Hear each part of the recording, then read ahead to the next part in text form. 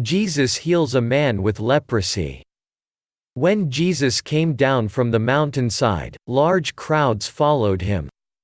A man with leprosy came and knelt before him and said, "Lord, if you are willing, you can make me clean." Jesus reached out his hand and touched the man. "I am willing," he said. "Be clean." Immediately he was cleansed of his leprosy. Then Jesus said to him, "See that you don't tell anyone. But go, show yourself to the priest and offer the gift Moses commanded, as a testimony to them." The faith of the centurion. When Jesus had entered Capernaum, a centurion came to him, asking for help. "Lord," he said, "my servant lies at home paralyzed, suffering terribly." Jesus said to him, "Shall I come and heal him?" The centurion replied, "Lord, I do not deserve to have you come under my roof. But just say the word, and my servant will be healed. For I myself am a man under authority, with soldiers under me. I tell this one, 'Go,' and he goes, and that one, 'Come,' and he comes. I say to my servant, 'Do this,' and he does it." When Jesus heard this, he was amazed and said to those following him, "Truly I tell you, I have not found anyone in Israel with such great faith. I say to you that many will come from the east and the west, and will take their places at the feast with Abraham, Isaac and Jacob in the kingdom of heaven.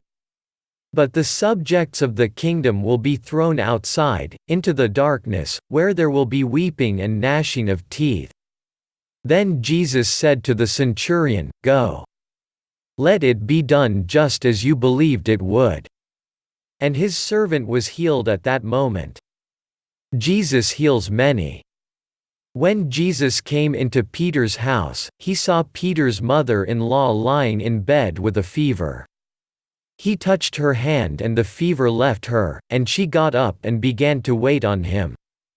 When evening came, many who were demon-possessed were brought to him, and he drove out the spirits with a word and healed all the sick. This was to fulfill what was spoken through the prophet Isaiah, "He took up our infirmities and bore our diseases." The cost of following Jesus. When Jesus saw the crowd around him, he gave orders to cross to the other side of the lake. Then a teacher of the law came to him and said, "Teacher, I will follow you wherever you go." Jesus replied, "Foxes have dens and birds have nests, but the Son of Man has no place to lay his head." Another disciple said to him, "Lord, first let me go and bury my father." But Jesus told him, "Follow me, and let the dead bury their own dead."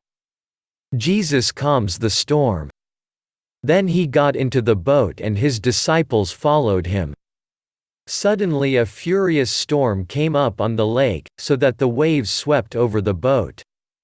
But Jesus was sleeping. The disciples went and woke him, saying, "Lord, save us. We're going to drown." He replied, "You of little faith, why are you so afraid?" Then he got up and rebuked the winds and the waves, and it was completely calm. The men were amazed and asked, "What kind of man is this? Even the winds and the waves obey him." Jesus restores two demon-possessed men. When he arrived at the other side in the region of the Gadarenes, two demon-possessed men coming from the tombs met him.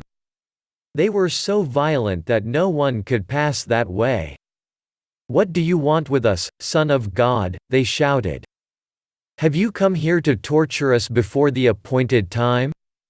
Some distance from them a large herd of pigs was feeding. The demons begged Jesus, "If you drive us out, send us into the herd of pigs." He said to them, "Go." So they came out and went into the pigs, and the whole herd rushed down the steep bank into the lake and died in the water. Those tending the pigs ran off, went into the town and reported all this, including what had happened to the demon-possessed men. Then the whole town went out to meet Jesus. And when they saw him, they pleaded with him to leave their region.